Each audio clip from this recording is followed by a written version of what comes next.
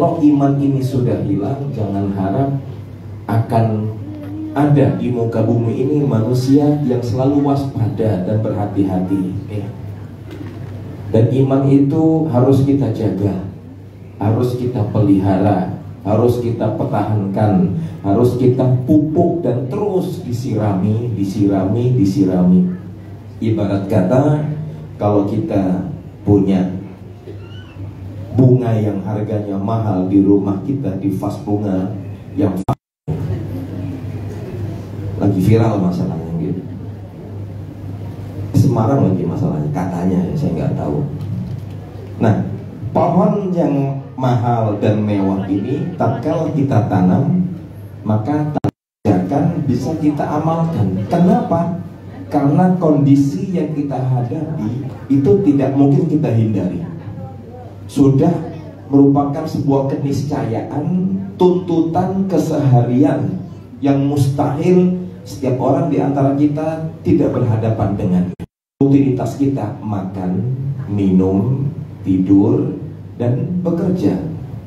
Jangan sampai kita hanya pada posisi tamatuk saja, ya, tangi mangan turu, tangi mangan turu. Itu sama kayak ayam broiler, ya. Mempertahankan kekuatan keimanan kita dan selalu bergantung kepada Allah Rabbil Izzah. Baik, apa kata Ubay bin Ka'ab?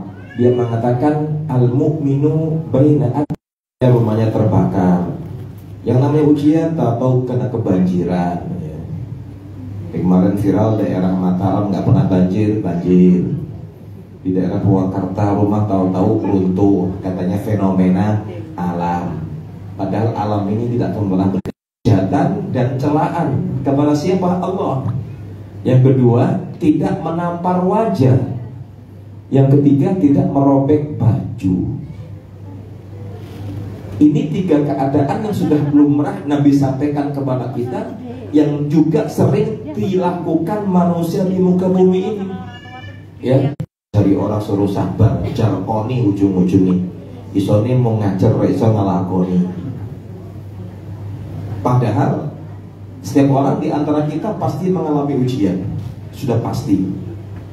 Dan yang Nabi sampaikan kepada kita itu dengan versi sabda beliau dan versi dari firman Allah Subhanahu. Bukan berarti saya yang ngomong gak pernah ngalamin musibah, ya. Kalau saya boleh bersumpah dengan nama Allah, saya pernah ngomong sama ibu saya waktu SD menjelang SMP, Bu, kalau caranya gini gak usah hidup, nggak kuat di masyarakat, dicemooh. Kita tidak merasa asing ketika berhadapan dengan masalah, ya. Maka kan ibu sering di TikTok itu kan, sama di Instagram atau di X atau Thread dikatakan yang namanya hidup itu pasti banyak ujian. Kalau banyak ujian namanya laundry. Masa kalau roca cilik kan gitu. Nah, Allah ketika bersumpah kepada kita bukan nakut-nakuti. Allah ketika mengingatkan kita bukan ingin merendahkan kita. Bimbingan dan pertolongan siapa? Allah.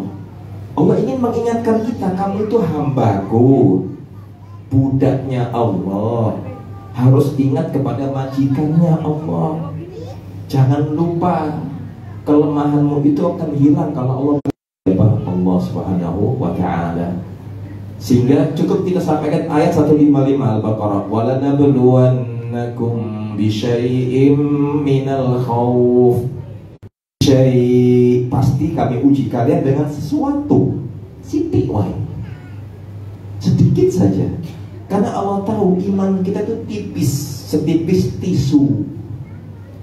Karena jadi Ustaz dikit enak, wongnya soleh, bojone soleha. Wal anfus, nyawanya juga dikurangi. Artinya Allah sing dimatikan di malam. Besok di kota yang sama juga sopir angkot mati di tempat. Rebo saya mau ngisi kajian di Salatiga, depan saya macet. Saya lihat sudah ada jenazah yang diangkat ke ambulan, tapi tersisa pecahan kepala dan darahnya. Itu masuk viral loh Bu, orang Semarang. Kalau di Borneo, saya mohon maaf ya, viral di info itu orang Semarang, suaminya, istrinya dan anaknya habis dari Gunung Kidul naik motor. Saya bayangin, saya kemarin diajak orang naik mobil dari Salatiga ke Gunung Kidul 3 jam, naik ngupit motor sampai tingkir pom bensin. Allah takdirkan cukup sampai sana. Umur si suaminya kesenggol motor, jatuh ke kiri, ditambah. Kalau 3 aspek ujian menimpa diri kita, harta dan anak, mau bersabar menerimanya, Nabi mengatakan hatta yalqallaha laisa alaihi min khati'ah. Sampai nanti ketika kita hamba ini yang diuji menimpa dirinya. Salatiga ya di Jakarta. Yang bikin kita gara-gara kepala itu kantornya di sebelah Blok M Square, Garut Manendase. Kalau kos-kosan minggir jauh, itu ujian. Tapi Nabi mengatakan bahwasanya hatta yalqallah, sampai nanti ketika Nabi pernah menghampiri seorang ibu di pemakaman di kuburan. Kau belum pernah mengalami musibah seperti musibahku.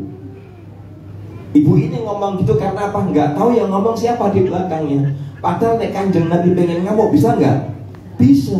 Dikandani orang gak ki. Jadi ngomongin Kanjeng Nabi. Nabi hanya mengatakan dengan sebuah pesan singkat, innamas sabru inda sotmatil ula. Bu, saja nih, yang namanya sabar itu adalah pada hantaman yang pertama. Hantaman yang pertama itu sabar. Bukan sudah dikuburkan, sudah ya Allah saya ridho kok ambil hartaku, anakku. Enggak, telat itu di pertama kalinya. Makanya di ayat 155 Allah mengatakan wa basyiris sabirin, beri kabar gembira orang yang bisa bersabar. Dan pasti akan kembali kepada siapa? Allah.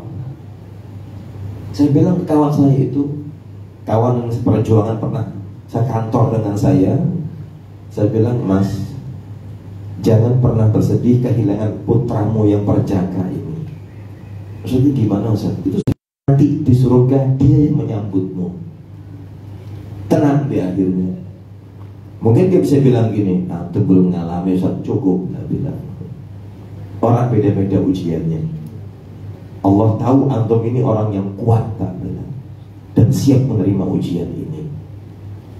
Allah tahu antum kasih istri surga. Surga yang sering kita hafal di ayat ke-8 Al-Bayyinah. Ya. Apa bunyi ayat yang ke-8? Jazaohum 'inda rabbihim jannatu 'adnin tajri min tahtihal anhar khalidina fiha. Karek ngamalke, Allah ridho kepada mereka dan mereka ridho kepada Allah. Dari kalimat khasyur rabbah.